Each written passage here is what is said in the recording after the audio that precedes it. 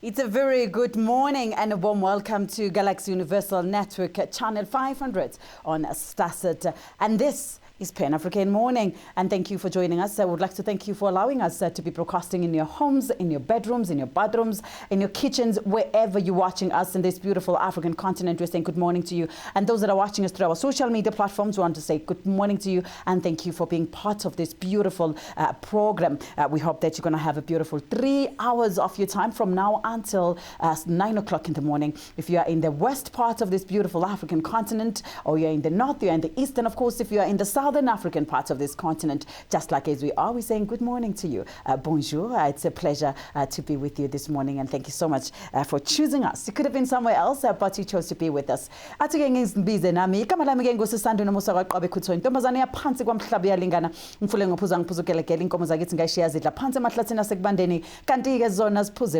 SISANDA ohamba ngeslow motion kwesikwazibhi isigodi kulangibuya khona-ke kwangwanase kwesenkosi umabhudu emathongeni kulangibuya khona-ke ngathola amabomba ami ngabhekisa egoli kwandunga ziyaduma konyama kayipheli kuphela amazinga endoda-ke. This is where we're broadcasting live right in front of the Pan-African Parliament in Midrand. This is where we are. Without taking much of your time, of course, let's give you the news headlines. The public protector rectifies Estina dairy farm report and the Hawks Neb businessman after Zondo Commission implication. And President Ramaphosa calls for environment conversation. Of course, universities to return to 100% capacity in a scramble to complete the academic year. And experts warn that spending SAA's operation could be costly. And of course, these are the news headlines. Of course, we've got these and more right here on Galaxy Universal Network. Now let's give you the first top story.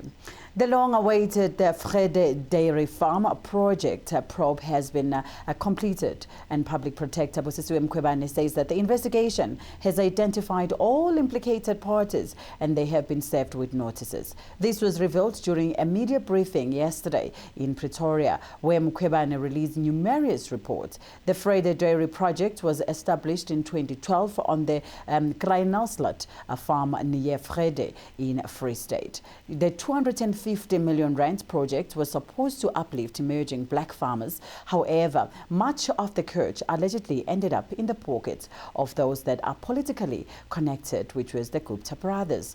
Mkhwebane says that the investigation proved to be more complex than they thought. Thus, various institutions had to be approached to assist the organization, and this took longer than expected. She added that only earlier this month they managed to serve implicated parties with papers and Section 79 notices in terms of Public Protectors Act, and they had hoped that once they have got their responses, they would then be able to be ready to issue their reports that they've given yesterday. The latest investigation comes after the High Court in Pretoria ruled last year that Mkhwebane failed in her duties to properly investigate and report on the Frede Dairy Farm project. The court ruled at the time that the report was unconstitutional, invalid, and it set it aside. An earlier investigation by the Public Protector Thuli Madonsela revealed that the bank statement showed that no payment were made to black beneficiaries. She further discovered that the dairy farm was just a shell company and the cash was siphoned off to the Guptas. Because we wouldn't be able to convey our messages to our target audience, and as often we say, the briefing not only seeks to make or bring the public up to speed with our investigation, but also we are complying to Section 182(5) of the Constitution and Section 8 of the Public Protector Act, which makes it compulsory for us to make our reports public unless mentioned otherwise. So accordingly, I'm releasing 14 investigation reports, which will include irregular appointment of staff, the plight of refugees, whistleblower victimization, abuse of public resources, and the one relating to executive ethics code. Our approach to investigation remains the same. Firstly, we establish what happened. which is a factual inquiry relying on the evidence obtained from the parties and independently sourced during the investigation. Second, we established what should have happened, focusing on the law and the rules that regulate the standard that should have been met. Thirdly, we establish if there is a discrepancy between what happened and what should have happened and whether the deviation amounts to maladministration or improper conduct. Once we have established the discrepancy, we then move to the question of remedial action, thereby seeking to explore option of redressing the consequences of improper conduct and maladministration. I will deal with some of these reports and leave others for the Deputy Public Protector Advocate Kalega to deal with. Before we deal with the reports, I wish to take this opportunity to make few remarks, and as well the DPP will add to that.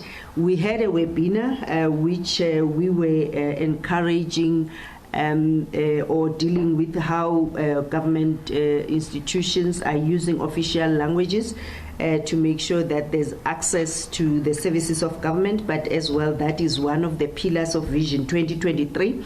And we had a very robust debate, and it's a very emotive subject when we were commemorating the Heritage Month. In particular, we looked at the contribution of failure to comply. President Cyril Ramaphosa has urged countries within the African continent to take serious the matter of environmental conservation. The president was delivering and addressing an address during the Biodiversity Summit of the United Nations, whereby he revealed that South Africa is committed to working with the United Nations Environmental Sustainability Department. He said that the country has increased the total capacity of the protected areas and spaces. Excellencies, distinguished guests, ladies and gentlemen, the COVID-19 pandemic has badly affected the ability of national economies to respond to challenges like environmental degradation and climate change. But even as we prioritize economic revival and reconstruction, we must maintain our collective commitment to environmental conservation. This is even more important when considering that there are strong linkages between environmental destruction and the emergence of new deadly diseases in humans. Devastating processes such as biodiversity loss, deforestation, the loss of farmland, animal habitat loss, and the consumption of wild species are creating conditions for infectious diseases that we will soon be unable to control. South Africa commits to working with the UN Environmental Programme in the development of tools to track the future emergence of zoonotic diseases. South Africa is the third most mega biodiverse country in the world, endowed with unique species and ecosystems found nowhere else on Earth. As a signatory to the Convention on Biological Diversity, we are working to conserve our biodiversity, promote its sustainable use, and ensure the benefits of the commercial use of genetic resources are fairly distributed. We have a biodiversity economy strategy that integrates the sustainable management of biodiversity with job and business creation opportunities. We have increased our territorial protected areas and our protected ocean space. As nations of the world, we must appreciate the complex interdependence between nature, economic activity, and human development. In pursuit of sustainable development, our recovery strategies can and should strike a balance between environmental and economic imperatives. We need a holistic approach to achieving Sustainable Development Goal 15 on halting biodiversity loss. As responsible global citizens, we need to change our behavior as well as our consumption patterns, and we should work to integrate approaches. South Africa's universities, which were reduced mostly to online learning during the earlier phases of the national lockdown, will now return to full capacity and complete their current academic year by early 2021, Higher Education Minister Blade Nzimande said yesterday. This effectively means that one-on-one lecturers can now resume at full capacities, but accommodation in residences on campus will be restricted to only 50% capacity as government regulations. In COVID-19 daily screening, prevention and education and initiatives. To date, over 12,000 individuals have been trained through scientific knowledge to recognize and appropriately manage through the National Integrated Cyber Infrastructure System. The Department of Science and Innovation's branding campaign will, among other achievements, be showcasing its work in response to COVID-19. The department, since its inception with 2 white papers on its journey of developing and coordinating a national system of innovation, will be showcasing some of its achievements, especially its contribution in the work of fighting the COVID-19 pandemic. I hope that through these campaigns there will also be a better appreciation of the impact of science, technology and innovation on our society, and a greater understanding that science saves lives. Update on COVID-19 interventions by the Department of Higher Education and Training. Starting with deaths in the sector due to COVID-19, by the 22nd of September, we had lost 89 members of our public higher education community to deaths from the virus. Of these, 53 are from universities, and that was 44 staff members and 9 students, and 36 from TVET colleges with 11 students and 25 staff members. We mourn these losses of staff and students in our institutions and send our condolences to the families, friends and colleagues of those who have succumbed to the illness. Our sector welcomes the move and the announcement by the President to alert level 1, which will now allow for more contact teaching and learning. I would like to express my gratitude to the exemplary leadership provided by President Cyril Ramaphosa and my colleagues at the National Command Council in guiding our work during this difficult time.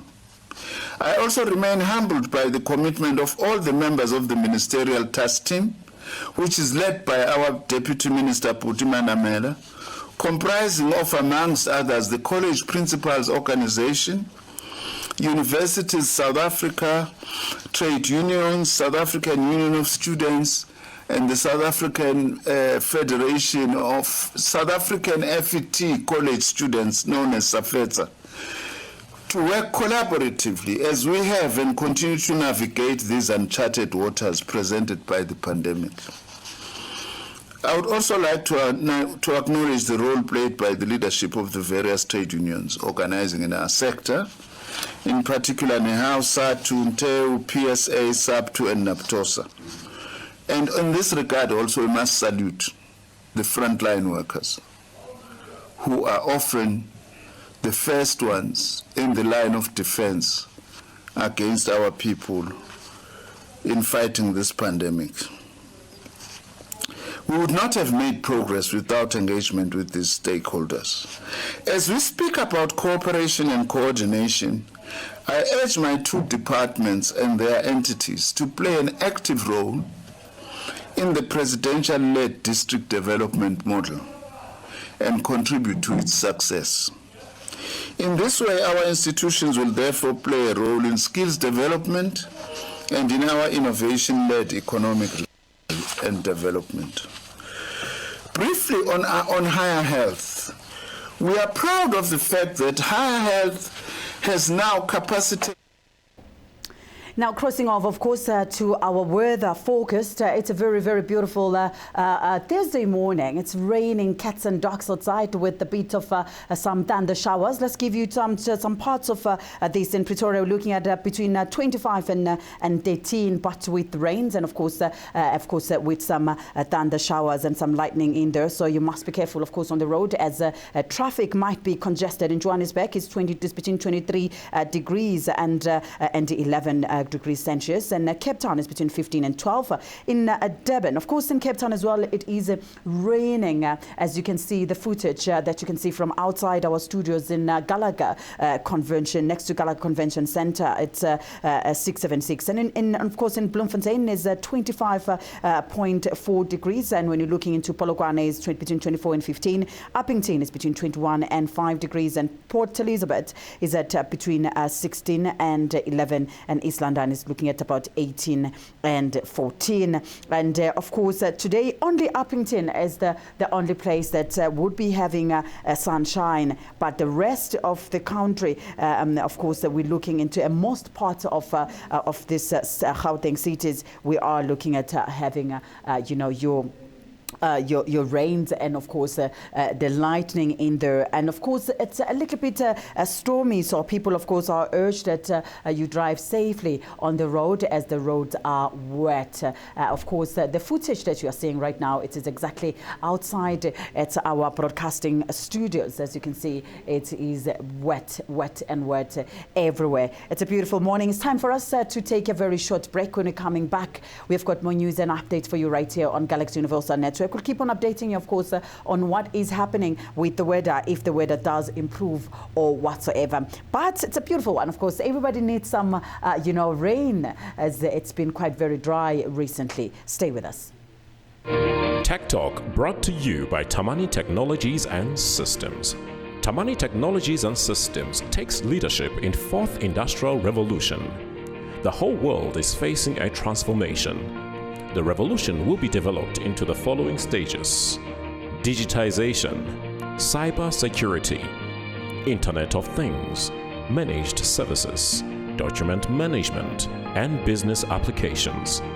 We provide business transformation and ICT solutions with presence in 13 African countries and 2 European countries. We are your leading partner in integrated platform providers, innovation leaders, standalone products, and innovation pace setters. Tamani Technologies and Systems, delivering value across continents. Hello. The fourth industrial technology era has forcefully changed how every profession has been working for its clients. The world has become smaller than what we used to think. Imagine the ease of talking to a person who is in Australia, China, or Germany while you are in South Africa, as if you're just next door. The ease that globalization and the fourth industrial technology have brought to humanity entail doing business anywhere in the world, as long as you have the purpose and the means. It is our expertise as MB Chabangu Incorporated to advise clients immigrating to South Africa on various permits and on opportunities for travelers who intend to sojourn in South Africa for a longer period of time. Ayé náà ti kéré ju èyí tí a rò lọ, nítorí náà ìmọ̀ wa ní ìsìlọ̀ àti òfin àgbáyé ṣe wá ní ọ́fíìsì àkókò lórí àwọn ìṣòwò ilé àti ìgbaniláyé láti gba ìwé ìrìnnà fún iṣẹ́ okòwò. Ho MB Chabangu Incorporated re ba eletsi dinotari le basebedisi le di ofisi tsa rena kwa Pretoria, Johannesburg le Bloemfontein. MB Chabangu Incorporated e humanega ga bonolo go bareki ba rena. Go humana tlhagiso leseding ka botlalo re kgopela le re leletše mogala go 012 341 4187 goba le re ngwalele lengwalo tsebile go admin@chabangu.co.za. MB Chabangu Incorporated, mo mathata a humanago tharollo.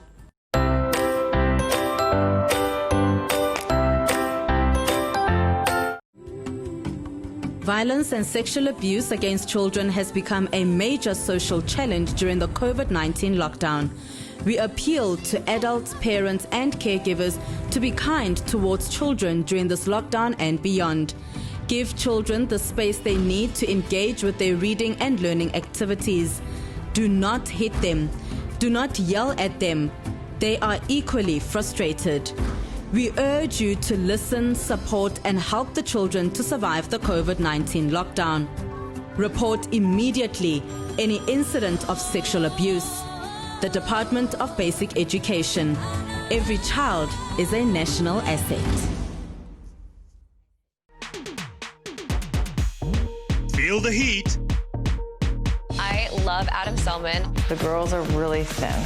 I think it looks very glamorous from the outside. The life of a model in New York City. There is such cool prints. So many. You know, I'm buying this. Look at me and all the selfie sort of thing. Honestly, I didn't really know that was actually a job. It just didn't occur to me. Congratulations. Feel the excitement. Feel the heat with StarSat. Feel the heat. Chicken portions are an easy way to feed a crowd. I've just started to incorporate all my ingredients. We're going to put this inside of a hot cast iron skillet. You want to really fill up on great protein. It's now time to sample the chef's dish. Look at this. I know. Like that. Feel the excitement. The chicken is on the spot. Feel the heat with StarSat. Feel the heat.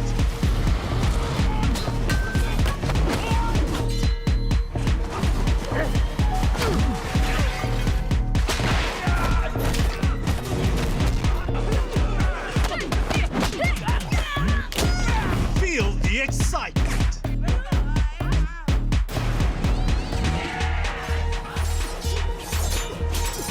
Feel the heat with StarSat.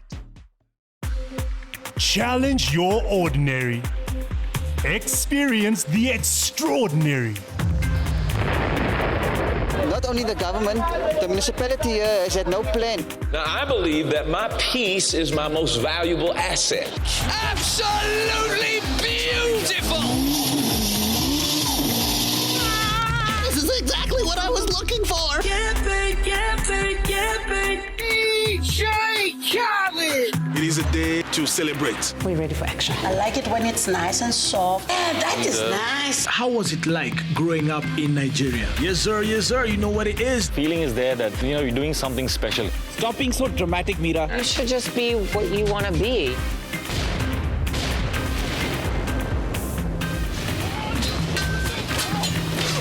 Experience the extraordinary with StarSat.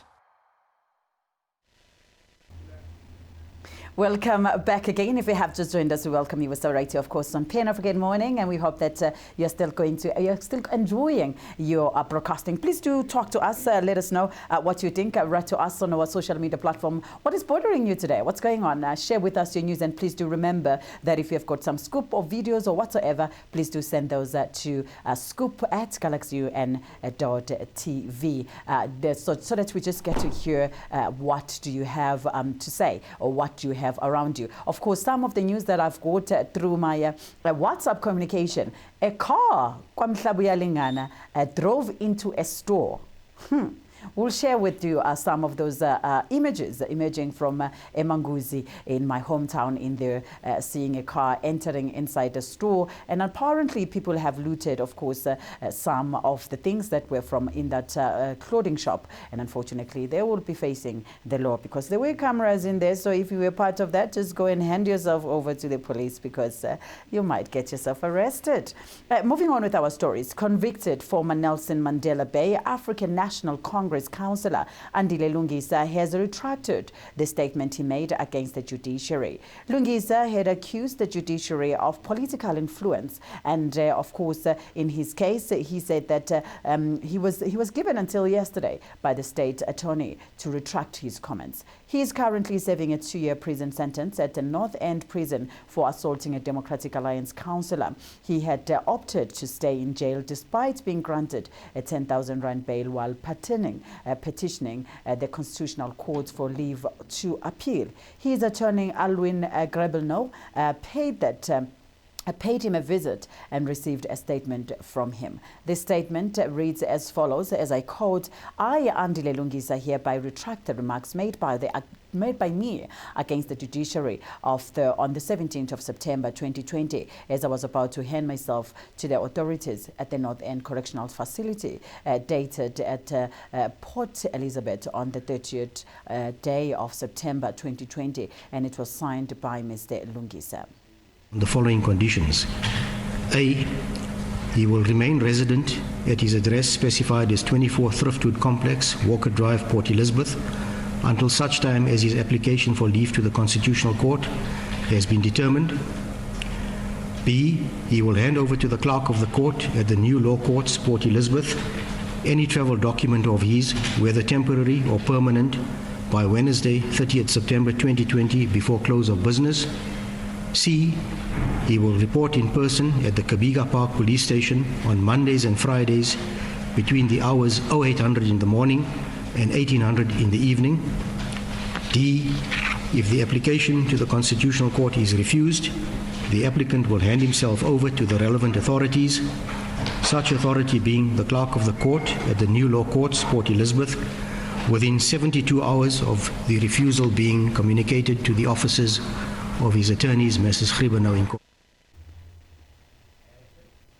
Aviation expert Lyndon Binns has warned that suspending operations at the South African Airways is going to be a costly exercise. The struggling airlines operations were suspended and put under care and maintenance this week by the SAA business rescue practitioners, while this happened while the airline funding operations are being discussed.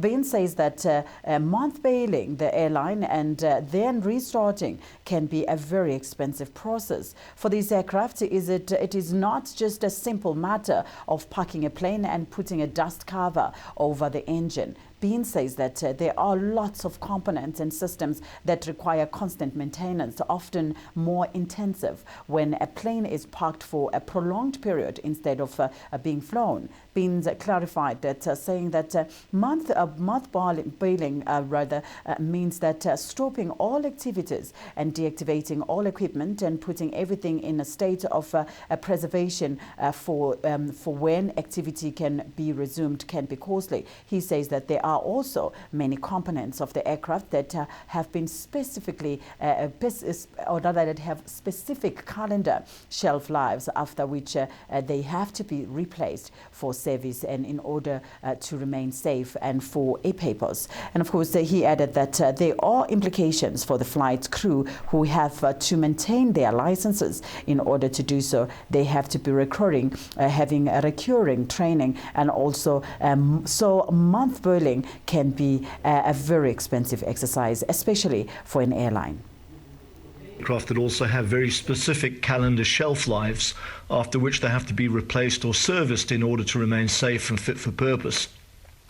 And then, of course, there are implications for the flight crew. That's the pilots and the cabin crew, who have to maintain their licenses, and in order to do so have to have recurrent training and pass competency and recency tests and checks. And the same thing goes also for all the engineers and the technicians. So sometimes mothballing can be a very expensive process, especially for an airline. The airline's rescue practitioners have also explained that there has been progress in efforts to secure the required 10 billion rand to implement their restructuring plan. This after their finalized business rescue plan was adopted in June this year. Meanwhile, trade unions NUMSA and SACA have accused the shareholder of delaying the process while workers are suffering. We were assured and promised by the BRPs at the creditors meeting which took place the last time that this money would be made available. And to date, it's still not been made available. And it is quite disgraceful that neither Treasury nor DPE has still answered that question. This leaves workers and their families and their lives in the balance. They are the ones who are paying the highest price. Workers who have accepted voluntary service packages are also waiting on government to confirm funding. Balintla Mthethwa, SABC News. Now, we are going to take a very short commercial break. When we're coming back, we've got more news and update for you. We're going to be starting to looking into the African continent, of course, dwelling into Nigeria. We'll be speaking to CHIDI LEMCHY, our correspondent who's based in Nigeria. Stay with us. Tech Talk brought to you by Tamani Technologies and Systems. Tamani Technologies and Systems takes leadership in fourth industrial revolution. The whole world is facing a transformation. The revolution will be developed into the following stages: digitization, cyber security, Internet of Things, managed services, document management, and business applications. We provide business transformation and ICT solutions with presence in 13 African countries and 2 European countries. We are your leading partner in integrated platform providers, innovation leaders, standalone products, and innovation pace setters. Tamani Technologies and Systems, delivering value across continents. Hello. The fourth industrial technology era has forcefully changed how every profession has been working for its clients. The world has become smaller than what we used to think. Imagine the ease of talking to a person who is in Australia, China, or Germany while you are in South Africa, as if you're just next door. The ease that globalization and the fourth industrial technology have brought to humanity entail doing business anywhere in the world as long as you have the purpose and the means. It is our expertise as MB Chabangu Incorporated to advise clients immigrating to South Africa on various permits and on opportunities for travelers who intend to sojourn in South Africa for a longer period of time. Ayé náà ti kéré ju èyí tí a rò lọ nítorí náà ìmọ̀ wa ní ìsìlọ̀ àti òfin àgbáyé ṣe wá ní ọ́fíìsì àkókò lórí àwọn ìṣòwò ilé àti ìgbaniláyé láti gba ìwé ìrìnnà fún iṣẹ́ òkòwò. Ho MB Chabangu Incorporated re ba eletsi dinotari le basebedisi le di-office tša rena kua Pretoria, Johannesburg le Bloemfontein. MB Chabangu Incorporated e humanega ga bonolo go bareki ba rena. Go humana tlhagiso leseding ka botlalo re kgopela le re leletše mogala go 012-341-4187 goba le re ngwalele lengwalo tsebile go admin@chabangu.co.za. MB Chabangu Incorporated, mo mathata a humanago tharollo.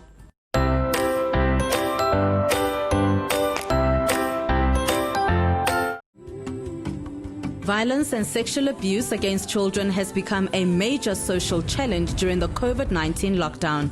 We appeal to adults, parents, and caregivers to be kind towards children during this lockdown and beyond. Give children the space they need to engage with their reading and learning activities. Do not hit them. Do not yell at them. They are equally frustrated. We urge you to listen, support, and help the children to survive the COVID-19 lockdown. Report immediately any incident of sexual abuse. The Department of Basic Education. Every child is a national asset. Feel the heat. I love Adam Selman. The girls are really thin. I think it looks very glamorous from the outside. The life of a model in New York City. There is such cool prints.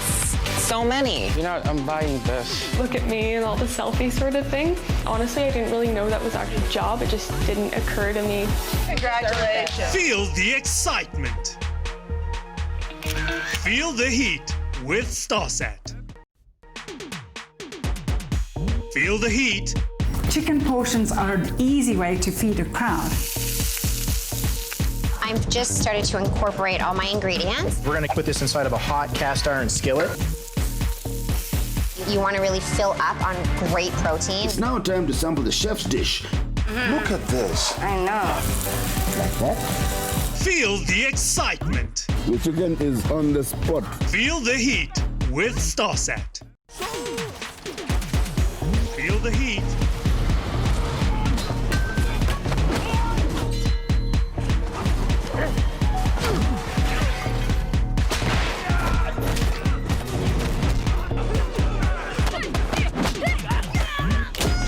Feel the excitement.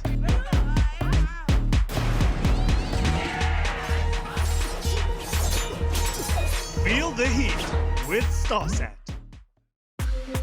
Challenge your ordinary. Experience the extraordinary. Not only the government, the municipality here has had no plan. Now, I believe that my peace is my most valuable asset. Absolutely beautiful! This is exactly what I was looking for!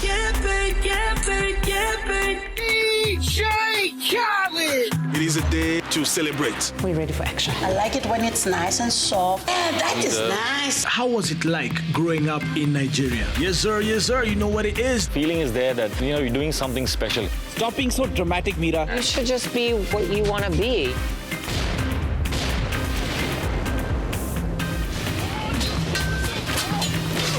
Experience the extraordinary with StarSat.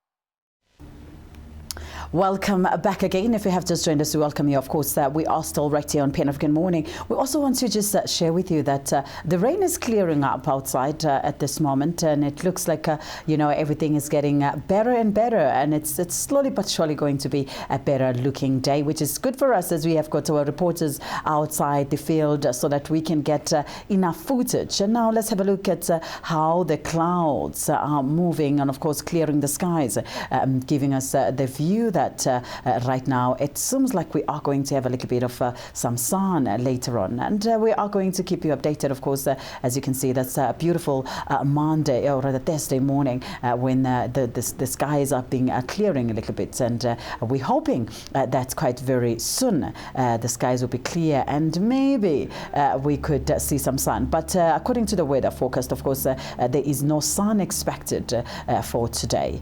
We are going to be now continuing, of course, with our news bulletin while we are still at that.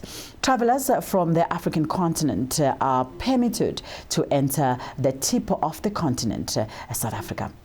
The international travel ban has been lifted on all African countries to South Africa for business and leisure, but some countries have considered to high risk, like the United Kingdom, Italy and the USA are still barred from entering South Africa for leisure. Minister of International Relations and Cooperation, Naledi Pandor, said that they will be allowing people to travel for both business and leisure. However, there will be a strict precautionary measures that will be applied. Meanwhile, Home Affairs Minister Aaron Motsoaledi listed the countries deemed to be high risk. Let's have a look at that. Also allow travel for travelers from the African continent, both for business and leisure purposes. But everybody will be required to be screened. The South African government has flagged the following countries as high risk due to their high infection and death rate due to COVID-19. Got Puerto Rico, Qatar, Romania, Russia, San Marino, St. Martin, Slovakia, Slovenia, Suriname, Switzerland, Trinidad and Tobago, Turks and Caicos Islands, Ukraine, United Kingdom, United States of America, United States Virgin Islands, and Venezuela. Countries whose COVID-19 infection and death rate are higher than South Africa will not travel into the country for leisure. Only citizens who are investors, diplomats, scarce skills, and business people will be allowed into the country. Travelers for leisure purposes from high-risk countries will not at present be permitted into South Africa. Only persons who are high-skills visa holders, who are investors in the economy of South Africa, will be allowed entry if they are from a high-risk country, or diplomats, as is currently the regulatory position, right? So the regulations with respect to persons traveling from high-risk countries remain in place. So leisure travel.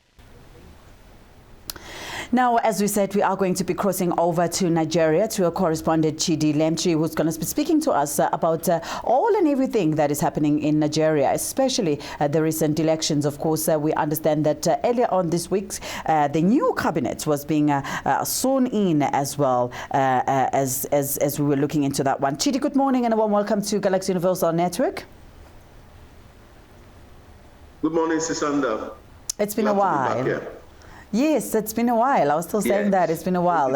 I should now make arrange bookings to make sure that you are here at least every week, because our viewers have missed you, and of course we have missed you as well. No, definitely. Thank you very much. I've missed you guys. Yeah. No, for sure. Chidi, please tell us, you know, there are a lot of things that are happening in Nigeria. There's been a crisis through the oil fields. There's been things that were happening, of course, due to elections happening. So there's a quite number of things that have been taking place in Nigeria. Can you take us through maybe from the elections, and then we're going to move down to business? Okay, so we had an election in one of the states in Nigeria called Edo State. Yes. So what happened in that election is something of a fairy tale, because we had all the who is who rooting for a particular candidate. Yeah. And the candidate happened to be the candidate of the Federal Republic. That is the candidate of the ruling party at the center. Yes.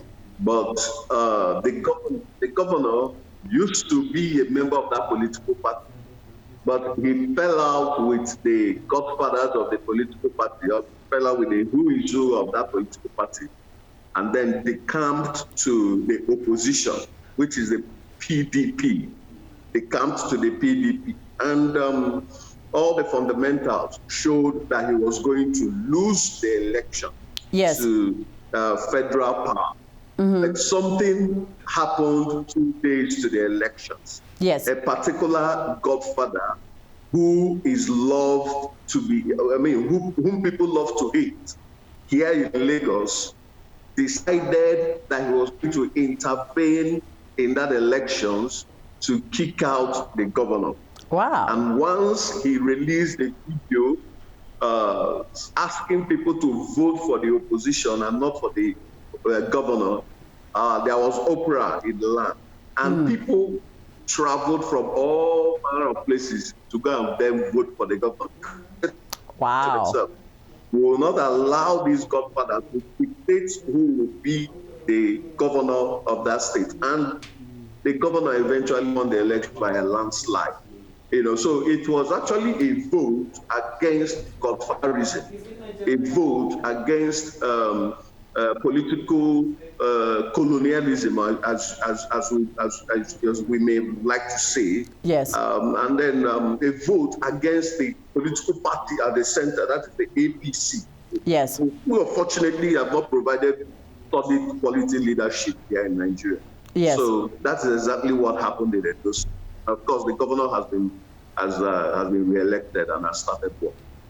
Recently, the PDP, of course, condemned the comments that were made by they call him Akere Dolu on Mimiko. They say that it is the highest form of political terrorism. Why is that? Okay, so there's another election that is going to be taking place in Ondo State. Now, Akere Dolu happens to be the governor of that particular state. Yes. Akere Dolu also happens to be a member of the ruling party at the center, the APC. Now, the PDP is trying to unseat him, as a matter of fact. Yes. Akere Dolu used to be roommates and very good friend to the former governor, Mimiko. Oh. Now, Mimiko, he has fallen out with Mimiko, and Mimiko has aligned with the PDP to get Akere Dolu out of office, to make sure he's not re-elected. So Akere Dolu issued the statement on Monday, saying that Mimiko will regret walking out of their friendship and will regret supporting PDP. So the PDP thinks that that statement is a threat on the life of Mimiko. But of course, you know, these are politicians. They say all kinds of things just to try to move voters, just to try to intimidate opposition and the rest of them. When the chiefs are there, you still see them go going to their various houses like Nicodemus, going to eat and going to make peace with the various opposing candidates. I don't see anything. There's nothing deep to it, to be honest. The PDP is just blowing hot air, as well as Akeredolu, the governor. Yeah, of course. Akeredolu said that Mimiko is his bogus enemy and he will remain so forever. So this basically means that their friendship is over, and now we are moving back to business. Do you think this will affect in any way, the proceedings of their the political differences? So let me say that Akeredolu, what's going on between Akeredolu and Mimiko is not. This is not the first time we've seen it in the Nigerian political space. Yes, it has happened, several times between two opposing candidates. But at the end of the day, you still find them coming together to still become friends. I mean, it has happened several times. So this is not. This is, for me. This is a storm in a teacup. However, I don't think it will affect political leadership in that state. It won't affect the political leadership, but the PDP has a very strong candidate in that elections.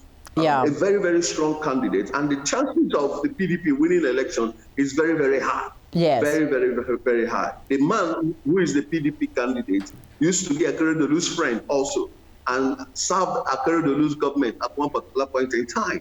They used to be very, very good friends, but now he's the PDP and is actually a threat to the candidacy of the sitting governor. So they actually have a chance of winning that election. Very high. The chances are very, very high. No, that's anyway, what you're saying about politicians, that we'll find them fighting today and then tomorrow we find them together, just like football players in the battlefield. Sometimes you will swear that they will kill each other, and then later on, immediately after the game, you see them exchanging jerseys. So it's one of those things. Now let's look into a very good news that are happening in Nigeria. Of course, in Akwa Ibom, there are actually plans to implement a flood control projects which will cut across 18 communities. This is a very beautiful story emerging there in Nigeria. And, it is understood that Mr. Charles Udo, a Commissioner of Environmental and Petroleum Resources in Akwa Ibom, have announced this implementation of this flooding control. Did we have maybe a previous incidents that might have happened that might have been the driving force behind this project?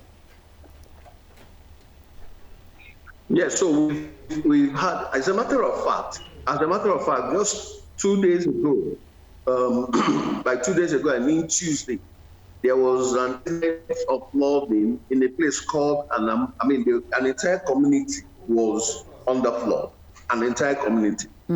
Schools were shut, people abandoned their houses, properties destroyed, and the rest of them. So incidences of flood has been a normal thing, and fortunately, government has not done anything reasonable, anything tangible to weather the storm, to deal with it. We've had a series of promises like this one. This particular promise is not different from what we've had in time past. But whether they will carry it out, whether it will be implemented, whether it will be executed is yet to be seen. This is not the first time. We've had series of policies like this come up, and at the end of the day, it's abandoned midway, and people keep suffering. So whether it will be executed is yet to be seen. Yeah, Nigeria is soon to, celebrate its Independence Day. We've been actually invited in one of the events that will be taking place here in South Africa. So what is the plan? What usually happens, in normal basis in Nigeria? What do we expect? Do you guys usually have big events? And now what will happen under the circumstances, of course, of COVID-19, looking back from the 1960 until 2020? So ordinarily there would have been parades, there would have been jets flying around, there would have been military parades also, there would have been school kids going to the stadium to march and the rest of them. But unfortunately all that has been cancelled because of the COVID COVID-19. I think the president will be addressing the nation this morning by 7 a.m. this morning.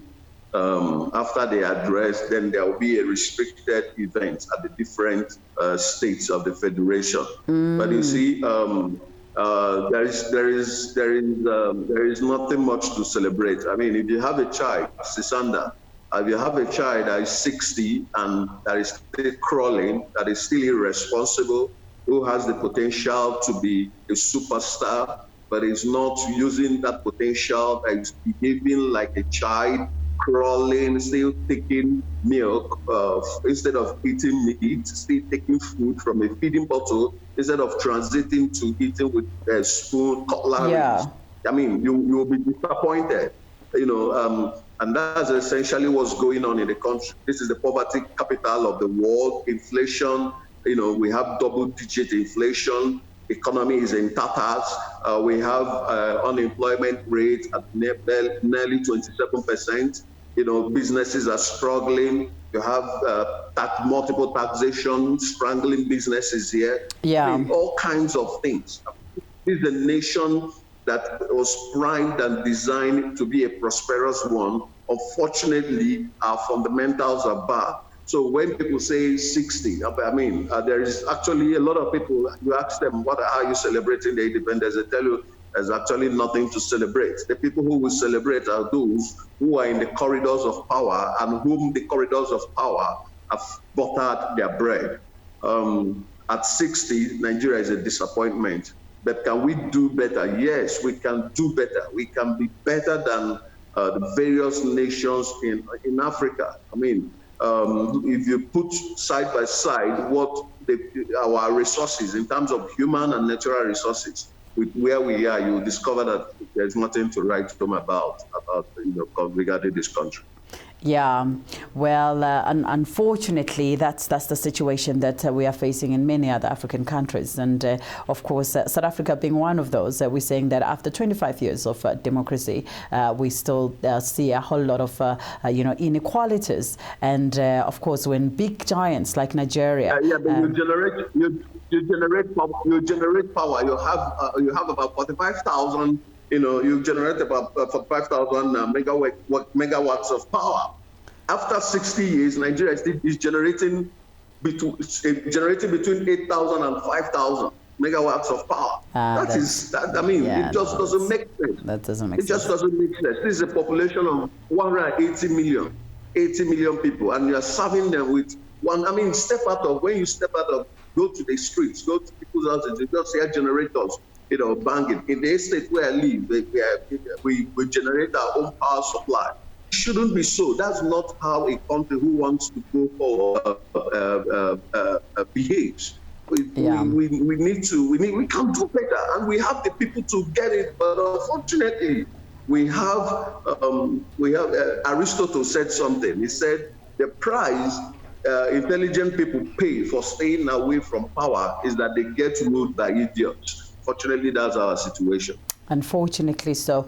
Earlier on, I wanted to ask you just another question that is outside of Nigeria, of course. We're looking into the President Museveni there to say he's been in power for quite some time already. And of course, there's this very young boy, let me not call him boy, a young man, Bobby, who's wanting to take him out. And it looks like the old man is kind of resisting. What's your take on that?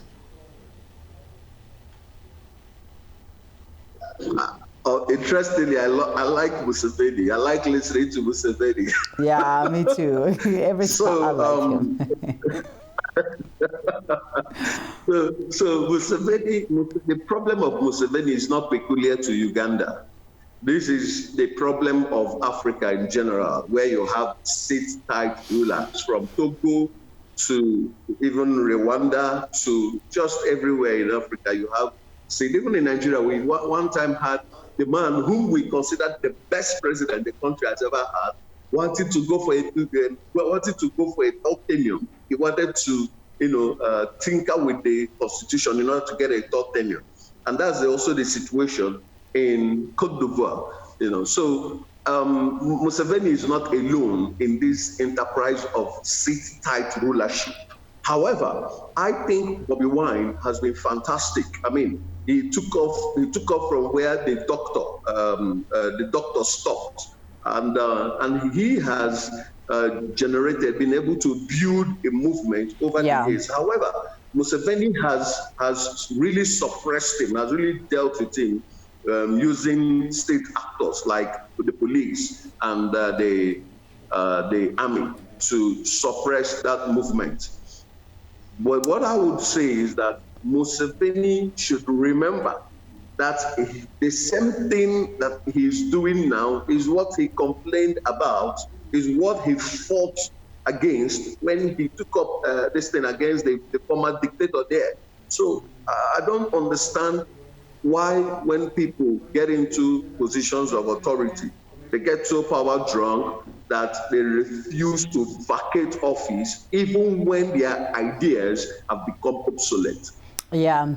Next time we are going to be now talking about the potential of Nigeria, probably on Monday. If we could package that and put it together on what is it that, or the state in which Nigeria could be in, and rather what it is in at this moment, so that we can get to show our African people as to, you know, all the good things that this beautiful giant of our African continent could actually do. And maybe we can start having people standing up and say, you know what, enough is enough. Now let's start having support from the big giants as Nigeria. Thank you so much for your time, and as always, it was great to talk to you. Until next time.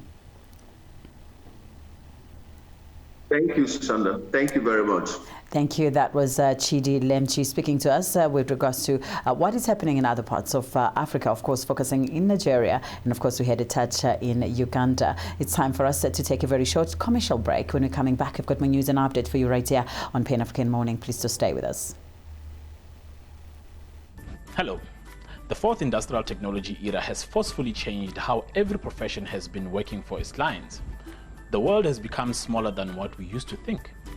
Imagine the ease of talking to a person who is in Australia, China, or Germany while you are in South Africa, as if you're just next door. The ease that globalization and the fourth industrial technology have brought to humanity entail doing business anywhere in the world, as long as you have the purpose and the means. It is our expertise as MB Chabang Incorporated to advise clients immigrating to South Africa on various permits and on opportunities for travelers who intend to sojourn in South Africa for a longer period of time. Ayé náà ti kéré ju ìtí àrò lọ, nítorí náà ìmọ̀ wa ní ìsìlọ.